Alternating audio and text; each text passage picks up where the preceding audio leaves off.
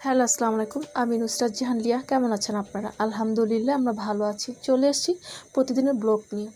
একটা মাত্র ডিম দিয়ে মজার এই পিঠাটা আসুন দেখাই, শেয়ার করে আমি কিভাবে একটা ডিম দিয়ে মজার পিঠে বানাই।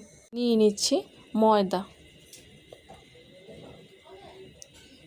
ময়দা নিয়েছি এইরকম বাটি দিয়ে 2 বাটি। দিয়ে দিচ্ছি 1 কাপ, মানে 1 বাটি, এইরকম বাটি দিয়ে 1 বাটি আতপ চাউলের গুঁড়ি। দিয়ে দিচ্ছি গুঁড়া দুধ, দিয়ে দিচ্ছি লবণ, দিচ্ছি একটা ডিম। ময়দা, আতপ চালের গুঁড়ি, লবণ, ডিম আর গুঁড়া দুধ, দিয়ে দিচ্ছি পানি।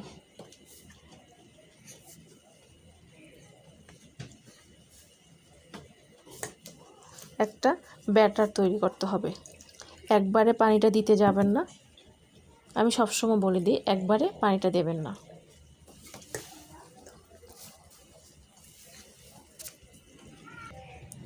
দিয়ে দিচ্ছি চিনি, পানিটা আরেকটু লাগবে।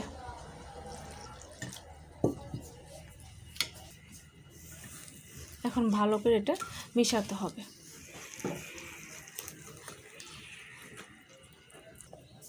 সম্পূর্ণটা গোলানো হয়ে গেছে, একেবারেই রেডি। চুলোতে অনেকক্ষণ আগে আমি তেলটা দিয়ে রেখে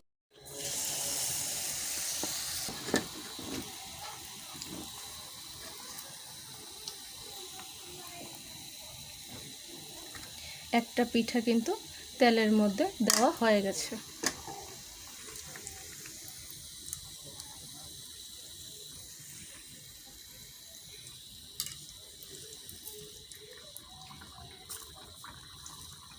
মাঝখান থেকে একটু ফুটো করে দিলে কি হবে, ভিতর থেকে যে কাঁচাটা থেকে যায় সেটা আর থাকবে না।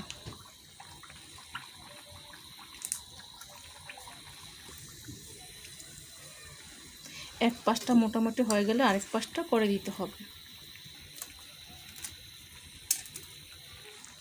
এটা কিন্তু চিনি দিয়ে বানানো, তো চিনির পিঠাটা একটু বাদামি করে ভাজতে হবে। পিঠাটা একেবারে হয়ে গেছে। এখানে আর একটা দেওয়া হচ্ছে।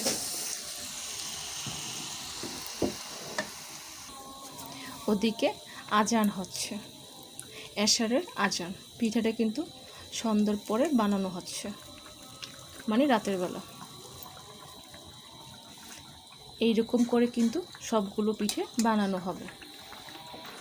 এই পিঠাটা হয়ে গেছে, এই রকম করে সবগুলো পিঠে বানানো হবে। ফিরে আসবো সবগুলো পিঠে বানানোর পর। তৈরি হয়ে গেছে মজার এই পোয়া পিঠা বা তেলের পিঠে। ময়দা, আতপ চালের গুঁড়ি, ডিম, চিনি, আর এই ফার্স্ট টাইম আমি চিনি দিয়ে পিঠে বানিয়েছি। আশা করি সন্ধ্যাবেলা এরকম একটা পিঠা বানিয়ে সবাইকে নিয়ে খাবেন, খুবই ভালো লাগবে। ভালো লাগলে কমেন্টস করে জানাবেন, সাবস্ক্রাইব করে দেবেন, আমার পাশে থাকবেন আর আমাকে অনেক অনেক সাপোর্ট করবেন। আজ এই পর্যন্তই। সব ভালো থাকেন, সুস্থ থাকেন, আবার আসবো। আল্লাহ হাফেজ।